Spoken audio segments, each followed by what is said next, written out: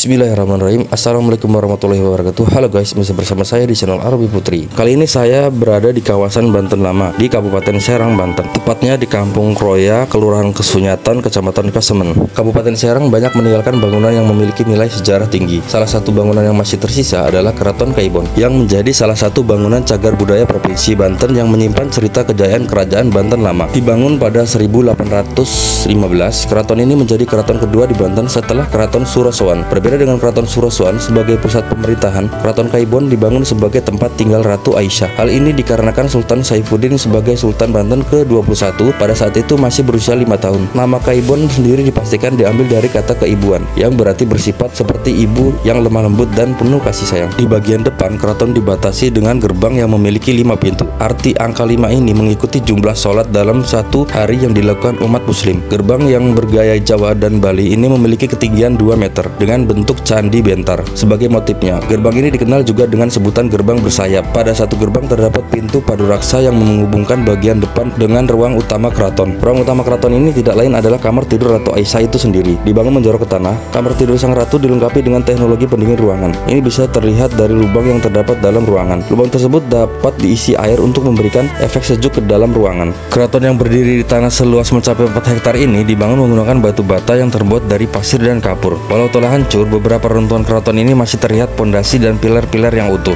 Salah satu yang terlihat jelas adalah bangunan yang menyerupai masjid. Bangunan masjid ini berada di sisi kanan gerbang. Selain pilar yang masih utuh, di dalam bangunan tersebut juga terdapat mimbar yang berfungsi sebagai tempat berdirinya khotib.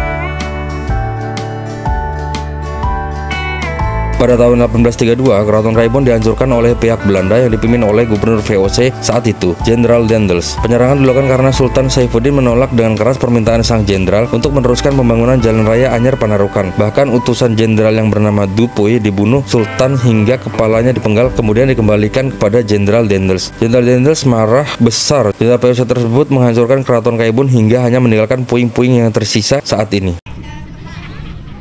Foto paling bagus, Pak.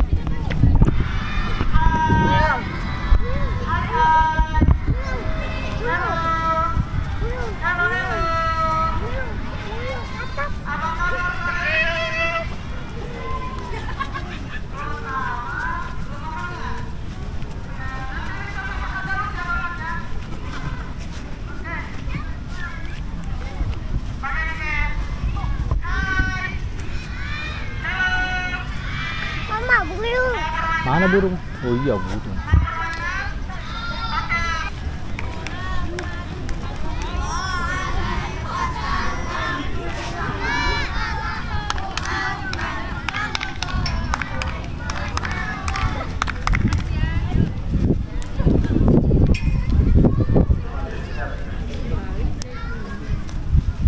Sana yuk.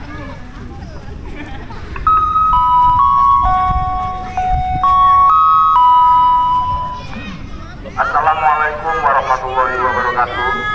Kami sampaikan kepada para pengunjung yang ada di area sekitar Kini, puing reruntuhan Keraton Kaibon meninggalkan cerita tentang kejayaan Banten lama. Walau hanya berupa reruntuhan dan pondasi-pondasi bangunan, tidak membuat pengunjung berhenti mengagumi cagar budaya di Provinsi Banten ini. Selain ingin melihat kejayaan Banten tempo dulu, banyak sekali orang untuk menjadikan tempat ini sebagai latar belakang prewedding dan lain-lain. Karena keindahan reruntuhan yang klasik dan artistik. Jika kamu ingin berniat untuk mengunjungi Istana Kaibon ini, di sini tuh tidak ada tiket masuk. Kalian hanya dikenakan tiket parkir 5.000 untuk motor dan 10.000 untuk mobil. Di sini sudah banyak menyediakan tempat sampah. Jadi kalian jangan sampai buang sampah sembarangan. Oke, sampai di sini dulu perjalanan kita di Istana Kaibon. Sampai jumpa perjalanan berikutnya, tetap di channel Arabi Putri. Our hearts beat to the city streets. We began to feel the fire. We rise like tall buildings as the chemicals they take us higher. The night's young and it's just begun as she puts her hand in mine. We wanna chase the night.